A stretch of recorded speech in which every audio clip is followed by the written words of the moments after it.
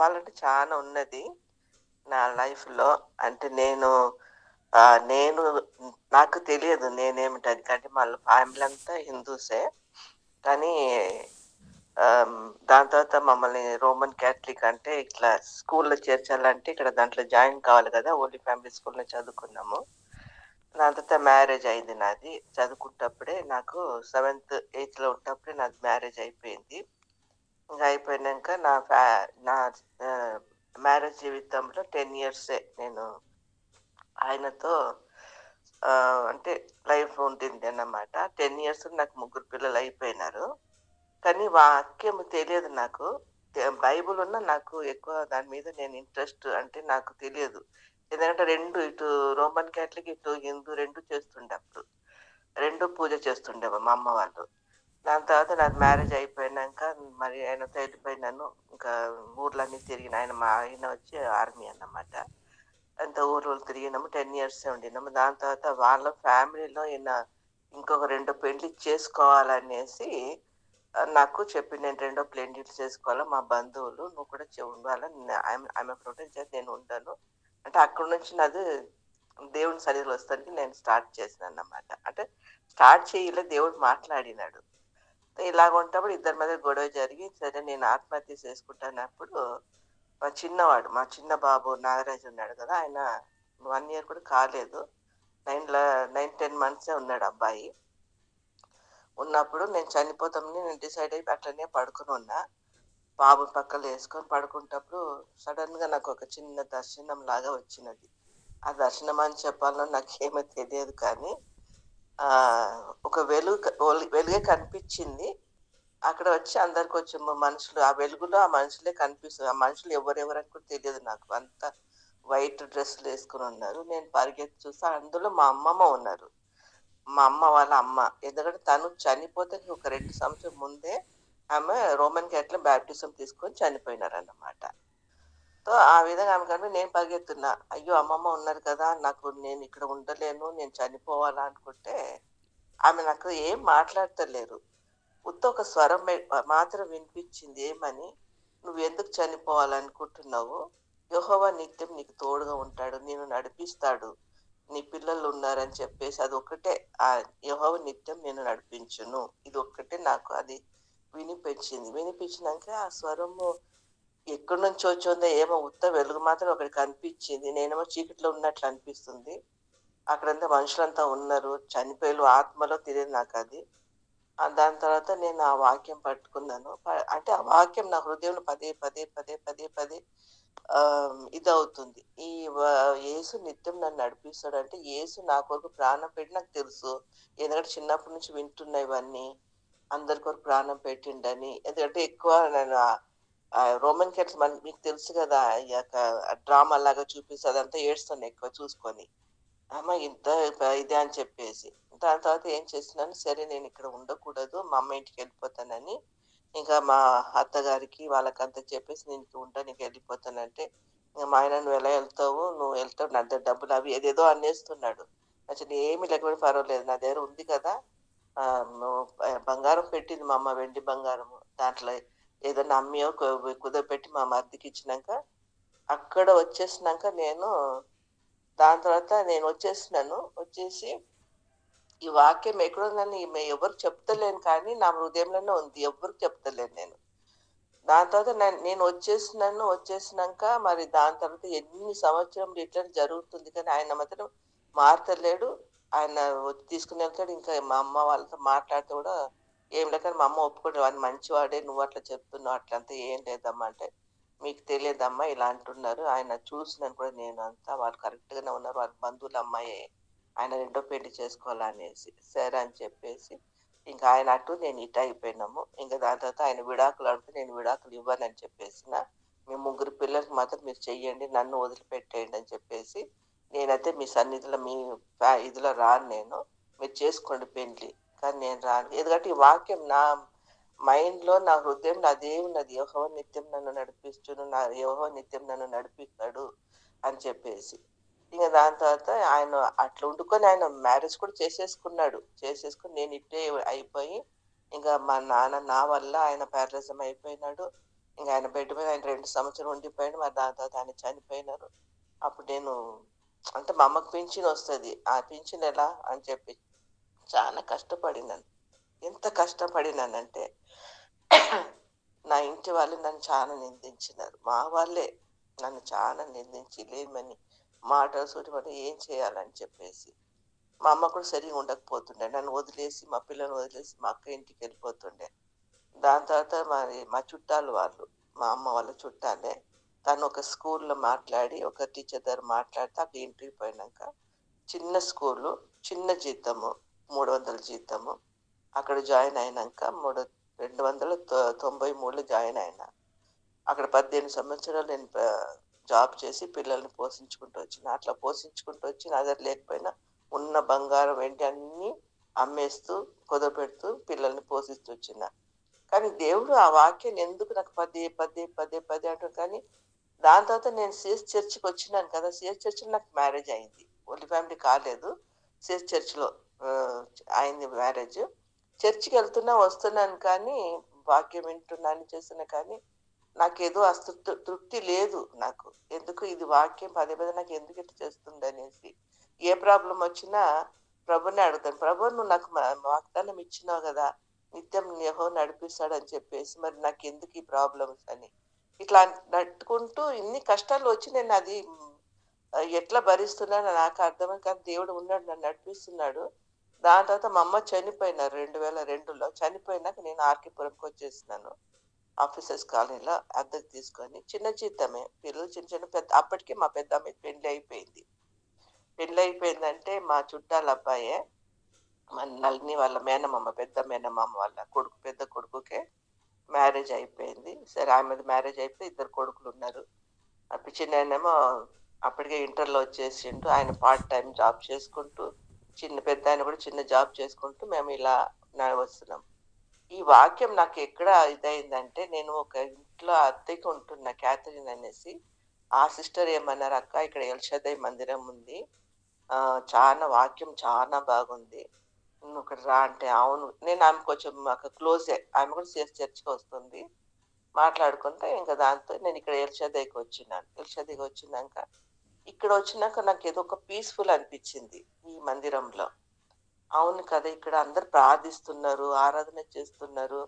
కానీ నాకు కొంచెం భయం, భయం, భయం. అంటే కొంచెం నాకు భయం. ఎందుకంటే లాంగ్వేజ్ కూడా రాదప్పుడు. ఎక్కువ తమిళ్ మాట్లాడతాం కాబట్టి మేము తెలుగు నాకు రాదు సరింగా. చదువుకున్నది కూడా తక్కువనే నేను. తెలుగు చదివేది కొంచెం కష్టము. బైబిల్ అంతా చదువుతాను. ఎక్కడో ఇట్లా అక్కడిక్కడ చదువుతాను ఉంటాను. అట్లా చెప్పేసి ఇక్కడొచ్చినంక నాకిక్కడ వాక్యం నచ్చినది. ఇక్కడే ఇంటున్నాను. బాగా ఇంటున్నాను. దాని తర్వాత పాలన్న నా దగ్గర మాట్లాడిండు. మరి ఎక్కడనంటే అన్నీ ఆయనకు చెప్పిన పలానా ఇక్కడ కాకినాడ వాళ్ళ ఇంట్లో అద్దెకుంటున్నా అన్న. అంటే సరే అమ్మా అని చెప్పి ఎప్పుడైనా కలుస్తాను మీ ఇంట్లో వచ్చి ప్రేయర్ చేస్తామన్నారు. సరే అనేసి. ఇప్పుడు అట్లా ఉన్నప్పుడు ఏమైనది 2004 ఒక స్పెషల్ మీటింగ్ పెట్టినారు. పెట్టినప్పుడు అప్పుడే నేను వాక్యానికి కొంచెము తెలిసింది. ఎలా చదవాలా? ఎలా క్రమంగా చదువుకుంటూ పోవాలా? ఎలా ప్రార్థన చేయాలా? ఎలా ఆరాధన చేయాలా? మనుషులతో ఎట్లా మాట్లాడాలా? ఇవన్నీ నాకు అప్పుడప్పుడే నాకు కొంచెం భయముంటుంది. కానీ ఎక్కువ సేపు కూడా ఉండను. మందిరం అయిపోగానే పరిగెత్తి ఎళ్ళిపోతాను ఇంటికి. ఆ విధంగా. ఇంక దాని తర్వాత 2004లో స్పెషల్ మీటింగ్ జరిగినప్పుడు రూతు గురించి మాట్లాడుతూ వచ్చినారు. రూతు తను అన్యురాలు కాబట్టి నయోమి వాళ్ళ ఫ్యామిలీ అంతా అక్కడికెళ్ళిపోయి ఇక్కడ కరువని చెప్పేసి ఆళ్ళ ఇద్దరు కోడల్లో ఒక కోడలే కదా! తనేంటో వచ్చేస్తుంది. దాని తర్వాత అక్కడ బోయాజు రెండవ అధ్యాయం అనుకుంటా. రెండవ అధ్యాయంలో మాట్లాడుతూ వస్తున్నాడు. బోయాజు పొలంలో ఆమె పరిగెలు ఏరుకుంటానికి పోతున్నప్పుడు, కుమారుడు ఈ పొలంను విడిచి వేరే పొలానికి వెళ్ళకూడదంటే, అక్కడెక్కడో నాకొక మనసులో ఇదయింది. పొలం అంటే ఏంటి? ఇదంతా ఏంటి అంటున్నారని చెప్పేసి, పొలం అంటే మధ్యరేమో ఉండొచ్చు కదా! బోయాజు అంటే యేసుప్రభు అంటున్నారు. అంటే అక్కడ చెప్తున్నారు వాక్యం వాళ్ళు. చెప్తుంటే వినేసినంక ఆ ఒక్క వాక్యం నాకు నచ్చినది. నా హృదయంలో నాటినది. దాని తర్వాత వాళ్ళన్నారు, ఎవరైతే వాక్యంలో మీరు ప్రభు మాట్లాడి ఉంటే రక్షణ పొందాలంటే చేతులెత్తమంటే సడెన్‌గా నేను చేతులెత్తేసినాను. నాకొక కార్డ్ ఇచ్చినారు. కార్డ్ ఇచ్చినంక తీసుకున్నాను. అందులో మీ పేరు, అడ్రెస్ అని రాయమని రాసుకున్నాను. నాకు ఫోను నంబర్ లేదు. అప్పుడు ఫోను లేదు. ఇంకా పాలన్నాడు, అన్న నా దగ్గర ఫోన్ లేదా, పర్వాలేదమ్మా నీ అడ్రస్ రాసేంటే అది చింపి వాళ్ళది తీసుకున్నాను. తగ్గినాక ఈ వాక్యం అన్ని చదువు నువ్వు, చదువుకుంటూ పో, నువ్వు దాని తర్వాత దేవుడు నీతో మాట్లాడతాడని చెప్పి చదివినాను. అప్పుడు కూడా నాకు తెలియదు ఈ వాక్యం ఎక్కడుందని నాకు తెలియదు. యెహోవా నిత్యం నడిపించిన వాక్యం ఎక్కడుందని నాకు ఎవరు అంటే చెప్తలేను ఎవరికి, నేను ఎవరిని అడుగుతలేను కూడా. అది నా ఒక ఇదన్నమాట, భలేదు భయం నాకు. దాని తర్వాత సరే అని చెప్పేసి ఈ వాక్యంలో తని మరి నేను రక్షణ పొందటానికి సిద్ధపడుతున్నా. తండ్రి నేను రక్షణ ఇక్కడే పొందుకోవాలా? ఎందుకంటే నన్ను తీసుకొచ్చినవు ఇక్కడే గదా! నాకిక్కడ వాక్యం సమృద్ధి ఉంది. ఇక్కడ నాకు చాలా మంచిగా అనిపిస్తుంది. పీస్‌ఫుల్ అనిపిస్తుంది. సంతోషం అనిపిస్తుంది. ఇంతమంది ఇతరుల కొరకు ప్రార్థిస్తున్నారు. ఒకరికొకరు ప్రార్థిస్తున్నారు. ఒకరికొకరు ప్రేమ ఉన్నది. ఎందుకంటే ఇక్కడ రాంగానే నాకు ప్రేమించింది ఎక్కువ పాలన వాళ్ళ అక్కనే, రోజీ అక్క. ఆమె పేరు రోజా. ఇప్పుడు లేరు. తను చనిపోయినారు. చాలా ప్రేమిస్తుండొచ్చు. ఎంతో ఆదరణతో మాట్లాడుతుంది. ఇలాంటి ప్రేమ నాకెక్కడ దొరకలేదు ప్రభువా! నాకిక్కడ దొరికింది. నాకు ఈ సంఘంలో నేను బాప్తిసం ఇక్కడే నేను స్థిరపడతాను. నా జీవితం ఇక్కడనే ఉంటుందని చెప్పేసి చేతులెత్తినాను. బాప్తిసం సిద్ధపడినాను. అప్పుడు పాలెందరన్న నేను బాప్తిసం తీసుకోవాలంటే అప్పుడు అన్నాడు, అమ్మా నిన్నెవరైనా బలవంతం చేసినారా? అంటే నిన్ను ఎవరైనా మే అంటే ఏదైనా అన్నారంటే ఎవ్వరు ఏమనలేదన్నా. నేను తీసుకున్నా. నేను ఇంత అంటే వయసు వచ్చేసినది, నాకేం చిన్న పిల్లని కాదు కదా! నన్ను బలవంతం చేస్తానికి లేదు. నాకు స్వయంగా ఎందుకంటే ఈ వాక్యం విన్నాను. నాకెందుకు ఈ వాక్యం నా హృదయంలో నాటింది. అప్పుడు నేను పాలనకు అంటలేను, ఇట్లా అంటలేను. ప్రార్థిస్తున్నారు, చేరమ్మా ప్రార్థన చేస్తామని మరి క్లాసెస్ ఉండేది. బాప్టిజం క్లాసెస్ ఉంటే వెళ్తుంటేనని. అప్పుడు నేను ఆహ్, మాట్లాడినాక అప్పుడు సిద్ధపరిచింది. కొంచెం మంది బాప్టిజం తీసుకున్నాము. 2005లో నేను తీసుకున్న అక్టోబరు 9థ్ రోజున బాప్టిజం తీసుకున్నాను. తీసుకున్నప్పుడు వాళ్ళు హస్త నిక్షేపణ చేసినప్పుడు నాకు ఆ వాగ్దానం ఇచ్చినారు. ఇచ్చినప్పుడు ఆ వాగ్దానము అక్కడ ఉన్నది. యెహోవా నిత్యం నిన్ను నడిపించును. అప్పుడు నాకెందుకో అది చూడంగానే ఎట్లయిపోయిందంటే ఆహ్, నా శరీరం అంతా ఒకలాగైతే అయిపోయింది. ఈ వాక్యమే గదా నాకొచ్చింది. అప్పుడు వెంటనే నాకు అసలు అయిపోయినాక పాలన దగ్గర అన్న ఇదే వాక్యం నాతో మాట్లాడింది. ఇదెక్కడుందంటే అప్పుడు అన్నాడు, తీయమ్మ ఐజాయా తీయి. యెషయా గ్రంథం 58:11లో ఉన్నది అన్నాడు. అప్పుడు నాకు తెలిసింది. ఎందుకంటే నాకు వాక్యం అంటే ఈ గ్రంథాలు ఆదికాండము 5 కాండాలు ఇవాళంటే నాకు తెలియదు కదా! అప్పుడు ఇక్కడొచ్చినాక అన్నీ ఒక్కొక్కటి నేర్చుకుంటూ మరి అప్పుడు అన్న బైబిల్ ఎలా చదవాలంటే అన్నాడు, క్రమముగా చదువమ్మా. దేవుడు మాట్లాడితే ఇట్లా ఓల్డ్ టెస్టమెంట్ కూడా చదువు. దాని తర్వాత న్యూ టెస్టమెంట్ కూడా చదువుమని చెప్పేసిండు. అంటే తెలుగు నాకు రాదు. అప్పుడే నేను ఎక్కువ కొంచెం నేను నేర్చుకుంటున్నా తెలుగు. నేర్చుకుంటే ఇంకా దాంట్లోనే నేను అప్పుడు నా అన్న ఇదే వాగ్దానం నాకు దేవుడిచ్చిండు. అప్పుడు నా అన్న నవ్విండు. దేవుడు నిన్ను అంటే నిన్ను ఎట్లా నడిపించుకోవాలో ఆయన చిత్తం, ఆయన ఏర్పాట్లు ఉన్నవు కాబట్టి దేవుడు నిన్ను నడిపిస్తుంది. దేవుడు నిన్ను వాడుకుంటాడనేసి చెప్పేసి ఇంక ప్రార్థించి ఆ వాక్యం ప్రతిరోజు నాకిప్పుడు కూడా ఈ సమయంలో కూడా నాకది గుర్తు. ఎందుకంటే ఆ సమయంలో ఉన్నప్పుడు ఆ దర్శనం దేవుడు ఎలా వాక్యం మాట్లాడి నా స్థితి ఎలాగ ఉండింది. అప్పుడు నేను ఎలా ఉండిన్నాను అని చెప్పేసి ఇప్పుడు కూడా నాకు గుర్తున్నది. ఆ వాక్యం పట్టుకొని నేటి వరకు ఆనాటి నుంచి ఈటి నాటి ఆ వాక్యం ద్వారానే పిల్లలు ఎదుగుతున్నారు. అందరు మా అమ్మ, నాన్న చనిపోయినారు. ఇంకా నా జీవితం ఎలా అయిపోయిందంటే ఎంత కష్టం నుంచి వచ్చినా ఈ వాగ్దానంలో ఎత్తి పట్టి ప్రార్థిస్తున్నాను. దాని తర్వాత మా ఇద్దరు కొడుకులు అందరికి తెలుసు మగ పిల్లలంటే చాలా కష్టం. వాళ్ళని పోషించాలా, వాళ్ళని సరిచేయాలంటే ఒక వయసు వచ్చినాక ఇంకా ఫ్రెండ్స్‌లు అవి ఇవి అనేసి వీళ్ళు తప్పిపోతుంటారు. ఇంకా వాళ్ళతో పాటు తిరుక్కుంటూ దాని తర్వాత పిల్లల్ని అక్కడిక్కడే ఫ్రెండ్స్‌లో వెళ్ళిపోతారు. ఎక్కడ తప్పిపోతారా అనేసి. ఇంకా వాళ్ళకి ప్రార్థన చేసుకుంటూ నన్ను జీవితంలో నా దేవుడు నన్నెందుకు ఇలా నడిపించాడో నాకు తెలీదు. నా యొక్క జీవితంలో నేను నా భర్తను కూడా మర్చిపోయినట్టు అయిపోయింది నాకి. ఎందుకంటే నాకు దొరికింది గదా! ఇక్కడ మంచి ఒక వాక్యం. నా ప్రభువు నాకున్నాడు కదా! అనేసి. అయితే ఆయన పెళ్లి చేసుకొని అక్కడ గూడా ఆయన ఇద్దరు పిల్లలున్నారు వాళ్ళు తనకు. దాని తర్వాత మళ్ళీ మా పెద్దవాడికి తను ఇష్టపడి పెళ్లి చేసుకున్నాడు. చానా బాధపడినా. ఈ పిల్లలు రక్షణ పొందలేదు. వాక్యం తెలుసు. సండే స్కూల్ అంటే ఇక్కడ రాలేదు. చర్చ్‌లో సండే స్కూల్‌కొచ్చిండు. ఆయన ఇష్టపడి ఆయన హిందూ పెళ్లి చేసుకున్నాడు పెద్దాయన. రెండాయన కూడా ఆయన జాబ్ చేసుకుంటూ దాని తర్వాత మళ్ళీ ఆహ్, ఆ అబ్బాయి విషయంలో నేను కొంచెం చెప్పవలసింది నాగరాజు విషయంలో. ఎందుకంటే ఫ్రెండ్స్ సర్కిల్‌లో ఆయన మంచిగానే చదువుకున్నాడు. సర్కిల్‌లో జాబులు అక్కడక్కడ వెతుక్కుంటూ చేసుకుంటుంటే వాళ్ళ ఫ్రెండ్ మాట విని వేరేదో కంపెనీ అంతా ఏదో కంపెనీ అని చెప్పి దాంట్లో ఎళ్లి అక్కడే తప్పిపోయాడు నాకు చిన్నవాడు. తప్పిపోయాడు. ఎందుకంటే ఆయన దుబాయ్‌కెళ్ళిపోవాలనేసి వాళ్ళెవరో తెలీలేదు నాకు. ఏమయ్యా మేనేజర్ అంటుండు, అట్లా అంటుండు. అవన్నీ నాకు తెలియదు. నేను "వద్దు నాన్న నువ్వు ఎక్కడ చేస్తున్నావో అక్కడే చెయ్యి పని ఇదంతా వద్దు" అని చెప్తే కూడా వినలేదు వాడు. వాడు ఫ్రెండ్ మాట ఎన్నుకొని నాకు చెప్పకుండా చేయకుండా ఆయన బట్టలన్నీ సర్దుకొని తన సర్టిఫికెట్‌లన్నీ తీసుకొని ఎళ్ళిపోయినాడు. అంటే ఎళ్ళిపోతున్నాడంటే నాకు చెప్తలేడు నేను ఎళ్తాననేసి. నైట్ వచ్చి నేను ప్రేయర్ చేసుకొనున్నా. నేను అట్లే జాబ్ చేసుకొనున్నా. జాబ్ నుంచి వచ్చి ప్రేయర్ చేసుకుంటున్నా. వచ్చి "అమ్మ నేనెళ్తున్నానంటే" ఇంక నేనేం అనలేదు. అనకుండా తండ్రి "సరే బాబు నాన్న నువ్వు ఏ మాట ఇంటలేవు కాబట్టి" ఇంగ్లీష్ బైబుల్ ఉండింది. ఆ ఇంగ్లీష్ బైబుల్ తీసి ఆయన చేతిలో పెట్టేసి, "నేనేం చెప్పలేను. ప్రభువే నిన్ను రక్షిస్తాడు." ఆ బైబిల్ చేతిలో పెట్టి ఆయన తీసుకున్నాడు. తీసుకొని పెట్టుకున్నాడు. పెట్టుకున్నాక ఆయన పోయి ఎక్కడ పోయినాంకంటే ఆయన కేరళకి తీసుకొని పోయినారు ఆ అబ్బాయిని. అంటే కొంతమంది అబ్బాయిలు తీసుకొని ఎళ్లి ఉన్నారు. ఆడ పోయినంక కేరళలో ఏదో ఒక హోటల్‌లో వాళ్ళు రూమ్ తీసుకొని అందరూ ఉండి ఉన్నారు. ఆ మేనేజరేమో ఆడేమనంట. ఆమె తీసుకొని ఎళ్ళిపోయి దుబాయ్ తీసుకొని పోయి ఏం చేసాం తీసుకొని ఎళ్తాం అనుకున్నదో తెలియదు కానీ, ఆడపోయినంక అప్పుడు తెలిసినది ఆమె ఫ్రాడ్ అనేసి. ఇలాగా మగ పిల్లల్ని, ఆడపిల్లల్ని తీసుకొనెళ్ళి అక్కడ అమ్మేస్తున్నారో ఏమో నాకు తెలియదు. ఆ విషయము నా కొడుకు కొంచెం దేవుడిచ్చిన జ్ఞానాన్ని బట్టి వాడు ఖ్యాతిని వాళ్ళకి ల్యాండ్‌లైన్ ఫోన్ చేసి నా అమ్మ దగ్గర మాట్లాడంటే నేను మాట్లాడి "ఏ నాన్న" అంటే, "అమ్మ ఇట్లా ఇట్లా అయిపోయిందంటే" ఏమనలేదు. దేవుడే ఉన్నాడు నాయన. నువ్వు జాగ్రత్తగా కానీ నువ్వెలా వస్తావో నాకు తెలియదు. నువ్వు అంత దూరం పోయినావు. నీ చేతిలో డబ్బులుందని నాకు తెలియదు. అంటే "నువ్వేం భయపడకమ్మా నేను వచ్చేస్తాను. ఎలాగైనా వచ్చేస్తాను" అని చెప్పేసి పోలీసు అంతా వచ్చి ఇచ్చేసిండ్రంట. అక్కడ అందరిని పట్టుకుంటప్పుడు ఆమె తప్పిపోయి ఎళ్ళిపోయినది. ఈ మగ పిల్లలున్నారు.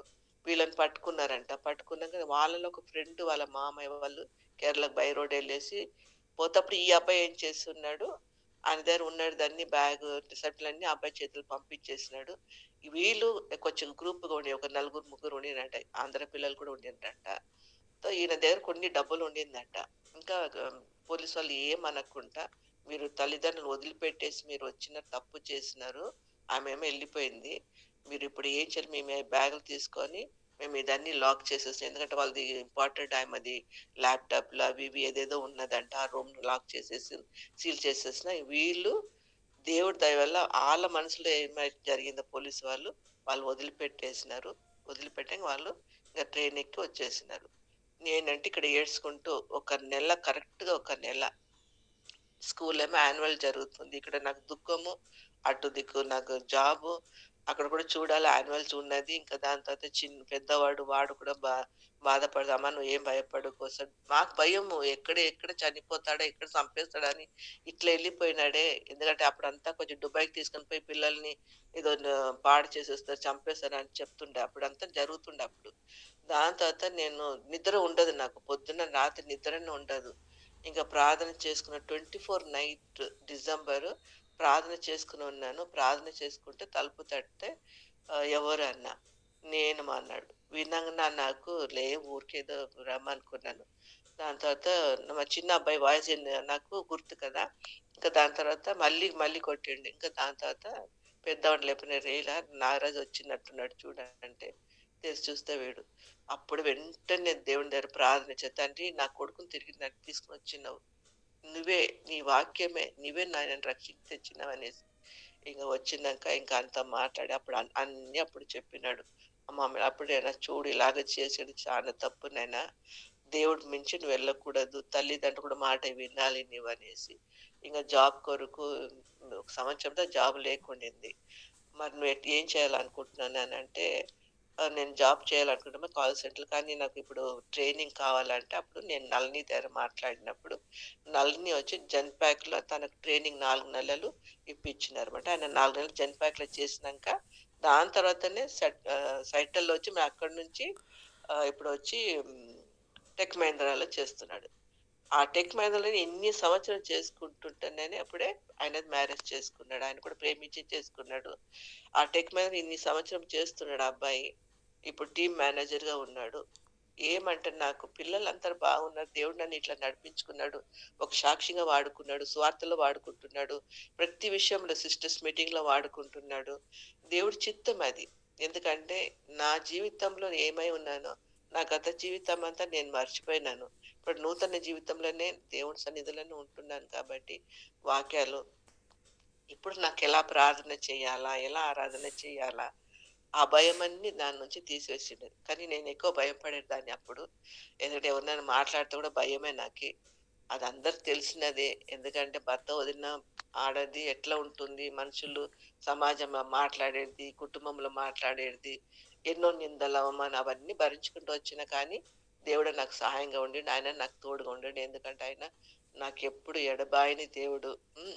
నాకిచ్చిన వాగ్దానాలు. ఒక సమయంలో నేను చాలా దుఃఖపడింది. ఎందుకు ఈ మగ పిల్లలు ఇలా చేస్తున్నారు? మనుషులు ప్రేమించినా కూడా నన్ను మంచి చేసినా కానీ వాళ్ళు నన్ను ఎందుకిలా దూషిస్తున్నారు అనుకున్నప్పుడు దేవుడు ఒక వాక్యంలో మాట్లాడినాడు. 146 కీర్తన చదువమ్మా, రాజులైనను నిన్ను రాజులను నమ్ముకో, యెహోవాను నమ్ముకో, మనుషుల్ని కూడా నమ్మకూడదు, ఎవరిని ఆశ్రయించకూడదు, యెహోవానే ఆశ్రయించాలి. యాకోబు దేవుడు నీకు సహాయకుడు. అనాథలైన పిల్లలు 146 కీర్తన అన్ని చదువుకుంటూ వచ్చినాను. ఇంకా అందులో అన్నీ ఉన్నది. అవును కదా! నరులు నమ్ముకుంటా, రాజులు నమ్ముకుంటా, యెహోవాను ఆశ్రయించడం మేలు కదా! ఆయననే మనకు సమస్తము. ఆయననే మనకు సృష్టించిన దేవుడు, మనల్ని పుట్టించిన దేవుడు, మనల్ని రక్షించిన దేవుడు, మన కొరకు ఇంత త్యాగం చేసిన దేవుడు. రక్తాన్ని తన వైభవాన్ని తన రిక్తుడై ఈ లోకానికి వచ్చినాడు కదా! హ్మ్. మనం ఏ పాటి వారము? ఆయన మనలో ఉంటే ఎంత ఇది కదా! మనం సంతోషంగా ఉంటాము. ఎన్ని శ్రమలొచ్చినా, బాధొచ్చినా, ఇంతవరకు దేవుడు నన్ను నడిపిస్తూ వచ్చాడు. నేను ఇప్పుడు కూడా నడిపిస్తున్నాడు. నా ఆరోగ్య విషయంలో కూడా దేవుడు ఎన్నో సార్లు నేను పడిపోతూ వచ్చినాను. యాక్సిడెంట్ కూడా అయింది. కానీ దేవుడు నన్ను కాపాడుతూ వచ్చినాడు. ప్రతి విషయంలో నన్ను దేవుడు నాకిచ్చిన పిల్లల్ని కూడా ఏమంటే నాకొక బాధ ఏమంటే నా ముగ్గురు పిల్లల కుటుంబం రక్షణ పొందాలి అని చెప్పేసి నా ఒక బాధ. ఇంకా మా ఇద్దరు కోడళ్ళ కొరకు ప్రార్థన చెయ్యండి. ఎందుకంటే వాళ్ళు హిందూసు. వాళ్ళు మంచి పిల్లలే కానీ ఎందుకు వాళ్ళు అలా మారిపోయారో నాకు తెలియదు. మరి ఒక్కో టైం నేను ఆలోచన నేనేదైనా తప్పుగా చేసుకుని నేను ఇంతవరకు వాళ్ళతో కట్నం కానీ, వాళ్ళతో ఎప్పుడు నేను వాళ్ళతో గొడవ పడలేదు. కానీ వాళ్ళ పెద్ద కోడలు ప్రసన్న ఆమె పేరు. ఆమెని ఎందుకు అలా మారిపోయిందని తెలియదు. ఇప్పుడు వాళ్ళు చాలా కష్టంలో ఉంటున్నారు. ఎందుకంటే అప్పులు చేసుకున్నారు. ఎందుకంటే వాళ్ళు స్వయంగా ఎళ్ళిపోయినారు. అప్పులు చేసుకున్నారు. ఈ అప్పులు తీరాలంటే ఇప్పుడు మా బాబు ఒక్కడే ఈసీఎల్ కంపెనీలో ఆయన కాంట్రాక్ట్‌లో ఉండిండు. ఆ జాబ్ కూడా పోయింది. దాని తర్వాత మళ్ళీ వచ్చింది ఆయనకి జాబు. అక్కడనే చేస్తున్నాడు. వాళ్ళ అప్పులలో ఉంటున్నారు. వాళ్ళ తన భార్య ఆలోచనలతోటి వెళ్ళినాడు. అప్పులు పడిపోయినాడు. ఈ విధంగా నాలో జర్నీలో దేవుడు నన్ను కాపాడుతూ వాక్యం ద్వారా నాతో మాట్లాడుతూ, ఆ వాక్యం ఇంతవరకు నాకు ప్రతి సంవత్సరం నేను వాగ్దానం తీసుకొని ప్రార్థిస్తున్నప్పుడు దేవుడు ఎన్నో మేలులు చేసినాడు. ఒక్కటేమంటే దేవుడు నాకు సువార్తలో వాడుకుంటున్నాడు. నాకు అంటే సువార్త ఎలా చేయాలో నాకు స్టార్టింగ్ నాకు తెలియదు. అన్నారు, "లేదమ్మా సువార్తకి రా. నువ్వు ఏం చెప్పొద్దు. నువ్వు కడపతెలు పంచు" అన్నాడు. ఇంక అలా పంచుకుంటూ పోయేదాన్ని సువార్త చెప్తానికి స్టార్ట్ చేసినాను. దేవుడు నన్ను ఎలా రక్షించిండు, ఎలా చెప్పాలా వాళ్ళకు దేవుడి గురించి అనేసి. దేవుడు ఇప్పుడు గూడా నన్ను వాడుకుంటున్నాడు. దేవునికి స్తోత్రం. ఆయన మహిమ కొరకు నేను జీవించాలని అంతవరకు నేనిక్కడ ఎల్ షద్దీలో స్థిరపడాలనేసి నాకు అప్పుడు నేను అది డిసైడ్ చేసుకున్నా. ఎందుకంటే మాట తప్పకూడదు. దేవుడి మాట మనము వింటున్నాము. ఆయన మాట మన గురించి చేసినప్పుడు మనము ఆయన మాట వినాలి. ఆయన వాక్యానుసారంగా జీవించాలి. వాక్యానుసారంగా నడవాలనేసి, ఇతరులతో మాట్లాడేటప్పుడు ఎలా మాట్లాడాలని ప్రభు ప్రతి ఒక్కటి నాకు నేర్పించినాడు. మనుషులతో కూడా మాట్లాడేందుకు కూడా నేర్పించాడు. వాళ్ళు హేట్ కాకూడదు కదా! మన లాంగ్వేజ్ కూడా బాగుండదు కదా! అని చెప్పి నా లాంగ్వేజ్ కూడా మార్చేసిండు దేవుడు. ఎందుకంటే ఎంత స్పష్టంగా మాట్లాడుతున్నానంటే, వాక్యం చదువుతుంటే అది ఆయన కృప. నా జ్ఞానం కాదు, నా బలం కాదు, నా శక్తి కాదు. కానీ ప్రభువు నిజమైన దేవుడు, సత్యమైన దేవుడు.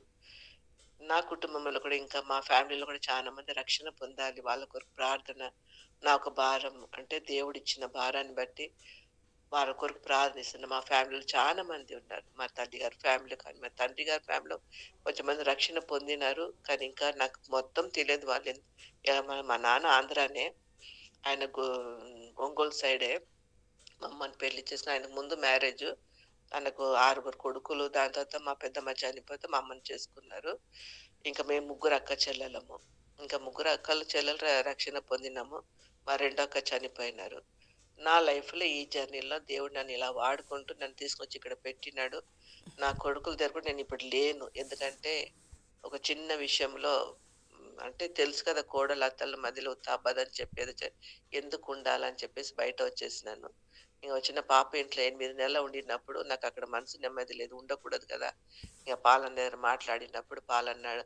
ఆయన కూడా టైం తీసుకున్న ప్రార్థన చేస్తాం మమ్మీ ఇవన్నీ జరుగుతుంటది ఫ్యామిలీలో. లేదన్నా నాకెందుకు ప్రార్థన చేసేటప్పుడు నాకు చానా బాధ అనిపిస్తుంది.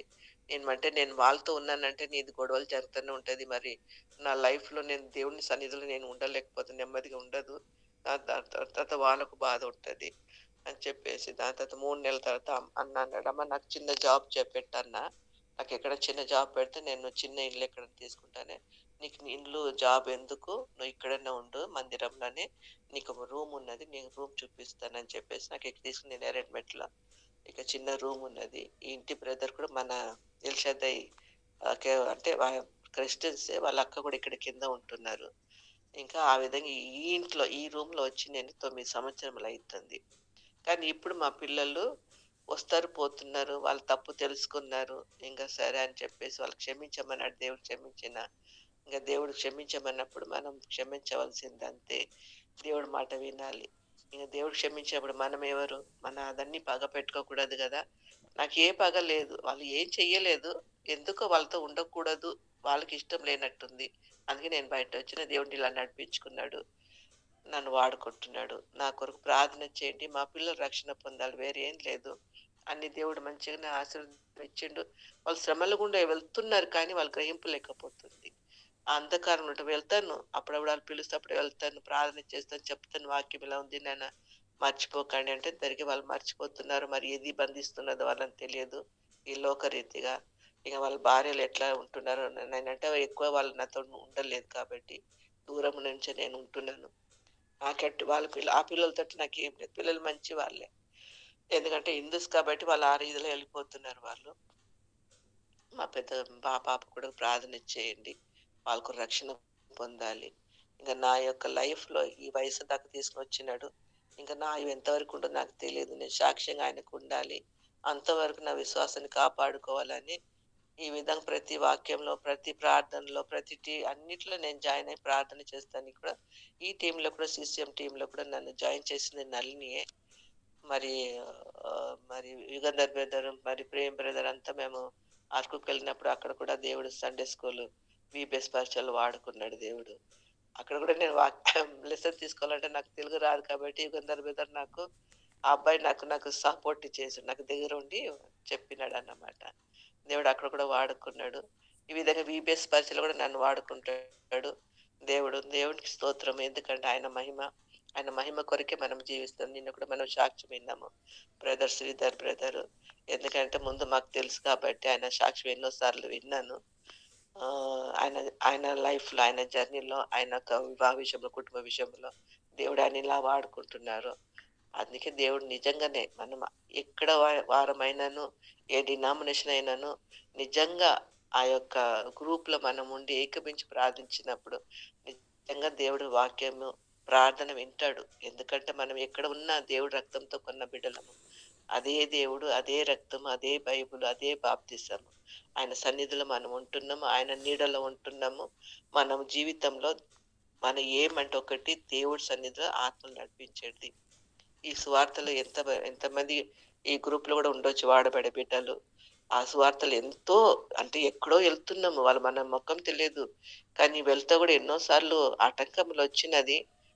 అయినా కానీ దేవుడు అన్నిటి నుంచి ఇది చేసినాడు. కానీ వాళ్ళతో మాట్లాడేటప్పుడు ఎలా మాకే తెలియదు. వాళ్ళకి తెలియదు. ఎంతో ప్రేమగా వాళ్ళు ఆహ్వానిస్తారు. వాక్యం వింటారు. పత్రిక, బైబిల్ అన్నీ తీసుకుంటారు. దాంతో వాళ్ళ పేర్లు రాసుకుంటాము. రాసుకున్నాక వాళ్ళ కొరకు మేము ప్రతిరోజు ప్రార్థన చేస్తాము. ఆ లిస్ట్ ఇస్తారన్నమాట. ఈ విధంగా దేవుడు నన్ను సువార్తలు గూడా ప్రతి విషయంలో నన్ను దేవుడు వాడుకుంటున్నాడు సంఘంలో కూడా. ఆహ్, ఇదే నా సాక్ష్యము. ఎందుకంటే నన్ను బలపరిచి నడిపించిన దేవుడు. నేను ధైర్యంగా ఉన్నానంటే ఒంటరిగా ఉన్నా ఇన్ని సంవత్సరం 41 సంవత్సరం నేను ఒంటరిగా ఉన్నానంటే ఆయన కృపనే. ఎవరి సహాయం లేదు. నాకు సహాయం ఒక్కడే నా యేసు ప్రభువు. ఆయననే నన్ను సృష్టించిన దేవుడు, నన్ను రక్షించిన దేవుడు, నన్ను ఆదరించే దేవుడు. ప్రతి విషయంలో ఆయన మీదనే ఆధారపడుతూ జీవిస్తున్నాను. నాకంటే ఏ లేదు ఈ లోకంలో. ఎందుకంటే ఉన్నదంతా నా ప్రభువే. ఎందుకంటే ఈ భూమి అంతా ఆయనది కాబట్టి. నన్ను పోషించేది కూడా ఆయననే. సంఘం ద్వారా నన్ను నడిపిస్తున్నారు. ఇక దేవుని చిత్తంలో ఇంకెలా ఉంటుందో ముందుకు తెలియదు నాకు. ఆ ముందు జీవితం కూడా దేవుడే నడిపించుకుంటాడు. ఇంకా నన్ను తీసుకువెళ్తాడు. అంతవరకు నేను సాక్షిగా ఉండాలి. నా నమ్మకము ఆయన విశ్వాసముతో నా యొక్క సాక్ష్యము ఆయనకు మహిమకరంగా ఉండాలని ఇతరుల కొరకు ప్రార్థించే కృపను దయచేసినాడు. మన దేశం కొరకు ఒకటే, నా కుటుంబం రక్షణ పొందాలి ప్రభువా. లోకంలో ఉన్న ప్రజలందరూ రక్షణ పొందాలి భారతదేశం కొరకు. ఇదే నా హృదయంలో ఎక్కువ ఉన్నది ఇప్పుడు. నాకు ఎటువంటి ఆశ లేదు. ఆశ అంటే ఏముంది? నా ప్రభువే నాకుంటే ఆశ ఎక్కడొస్తది? రాదు. లోకరీతిగా మాత్రం లేదు. ఇది నిజము. ఎందుకంటే నా హృదయంలో ఉన్నదే మీకు చెప్తున్నాను. వేరేం లేదు. ఈ లోకం మీద నాకు ఎప్పుడూ ఆశ లేదు. అప్పటి నుంచి కూడా ఇప్పుడు కూడా లేదు నాకు ఆశ. అంటే నా ప్రభువే నాకు అన్నిటికీ ఆయననే నాకు. ఈ విధంగా నా యొక్క లైఫ్‌లో ముందుకు సాగాలి. ఇంకా నా వయసులో ఇంకా నాకేముంటది, నాకు ఇప్పుడు అనారోగ్యంలో ఉన్నా, ఏ విషయంలో ఉన్నా నాకంటే బీపీ ఉన్నది, హై బీపీ. టాబ్లెట్లు వాడుతుంటే టాబ్లెట్ ఎయాలంటే కూడా నాకిష్టం ఉండదు. చిన్న చిన్న జ్వరం వచ్చినా, ఏదో వచ్చినా ప్రభు మీద ఆధారపడతాను. ప్రభువే నన్ను అన్నిటి నుంచి నన్ను విడుదల చేస్తారు. నన్ను ఆదరించే పిల్లలున్నారు. నా కొరకు, నా కుటుంబం కొరకు ప్రార్థించే పిల్లలున్నారు. నా కుటుంబము దేవుడి రక్తంతో కొన్న బిడ్డలంతా నా కుటుంబం, నా పిల్లలే.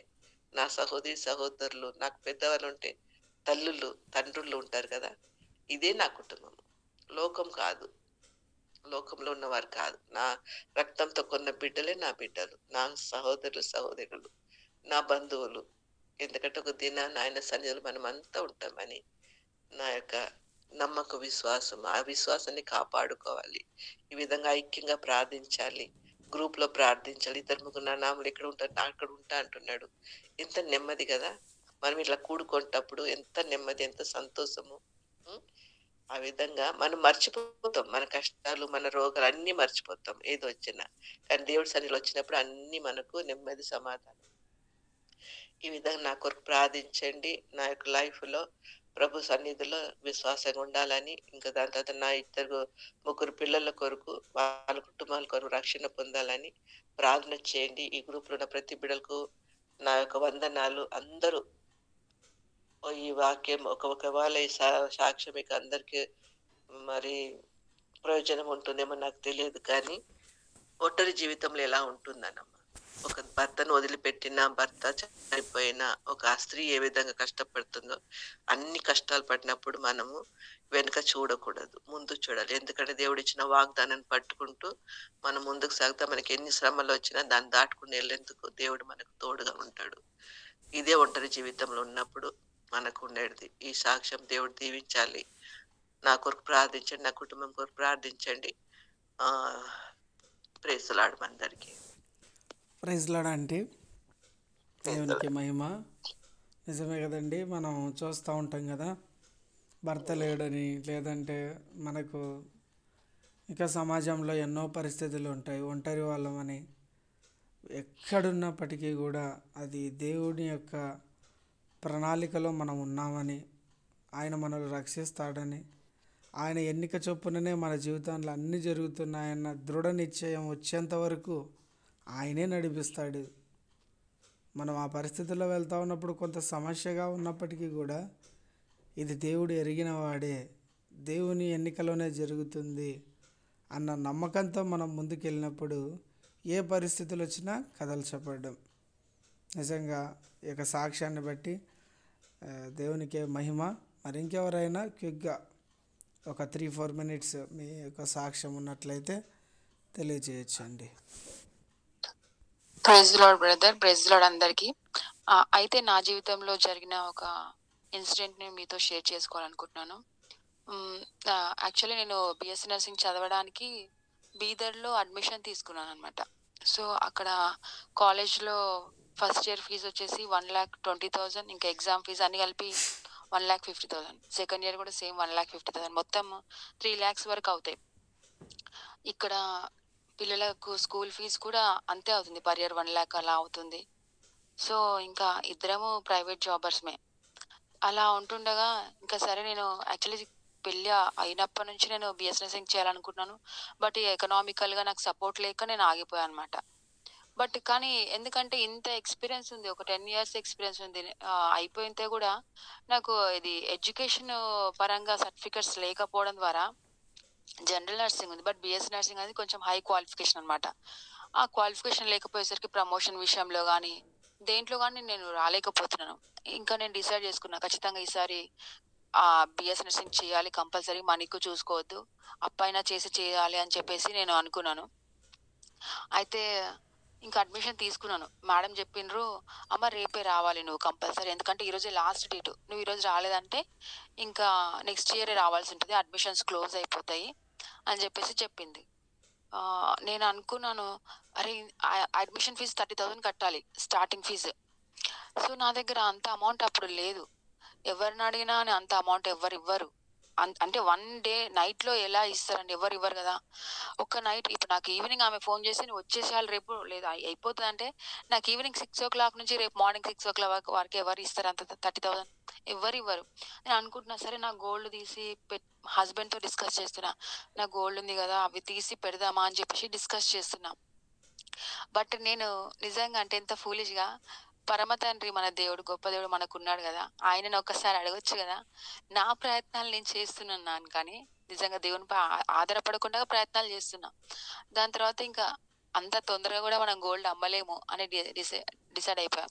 ఇంకా నేను ఒకటే అనుకుంటున్నా, సరే రేపు మేడంకి వెళ్ళి రిక్వెస్ట్ చేద్దాము, మేడం నాకు ఒక 1 week టైం ఇవ్వండి, అంత లోపల నేను అడ్మిషన్ ఫీజు పే చేస్తాను అని చెప్పి ఇంకా ఆమె రిక్వెస్ట్ చేద్దాము అని చెప్పేసి అనుకున్నాను. అనుకుని పడుకునేటప్పుడు ఒకటే ప్రే చేసుకున్నా, దేవా మరి నేను రేపైతే అడ్మిషన్ తీసుకోవడానికి వెళ్తున్నా, నా చేతిలో చిల్లి గవ్వలేదు, నిజంగా అంటే నువ్వే సహాయం చేయి ప్రభా, నువ్వే కృప చూపు తండ్రి, మరి అక్కడ మరి ఆమె హృదయం మార్చు నువ్వు, ఆమె ఫీజు లేకుండా 1 week ఆగేటట్లు నువ్వు చెయ్యి. అట్లా ప్రార్థన చేసుకున్నానండి. 2 నిమిషాల ప్రార్థనే పడుకున్నాను. నేను 7 o'clock బస్కి వెళ్ళిపోవాలి, మళ్ళీ నేను 7కి వెళ్తే 11:30 12కి అక్కడ ఉంటాను, మళ్ళీ రిటర్న్ అవ్వాలి కాబట్టి మార్నింగ్ 7కే బస్సు. నేను 6కి లేచి మొత్తం అంతా ప్యాక్ చేసుకొని సర్టిఫికేట్స్ అనేవి తీసుకున్నాను, అన్ని రెడీ చేసుకున్నాను. ఇంకా వెళ్ళాలి, ఒక 5 minutes ఇంకా బయటికి వెళ్ళాలి. వెళ్దాం అనుకునేసరికి ఏమైందంటే మా అత్తమ్మ వచ్చిందండి. వచ్చి, బ్యూలా ఇదిగో నువ్వు కాలేజీకి వెళ్తున్నావు కదా, ఈ ఫీజు కట్టు అని చెప్పేసి 30,000 అమ్మ నా చేతిలో పెట్టిందండి. అసలు నాకు నోట్లో నుంచి మాటలు రాలేదు. ఎందుకంటే ప్రతి పరిస్థితిలో మనం దేవుని పైన ఆధారపడాలని ఈ విషయంలో నేను నేర్చుకున్నాను. నిజంగా మన సొంత ఆలోచనలు అస్సలు చేయొద్దు. ఒక సిచ్యువేషన్లో దేవుడు మనకు నేర్పిస్తాడు ప్రతిదీ, ఎలాగ మనం తగ్గించుకోవాలి, ఎలాగ మనం దేవుని పైన ఆధారపడాలి, ఎలాగ విశ్వాసంలో నడవాలి అనేది.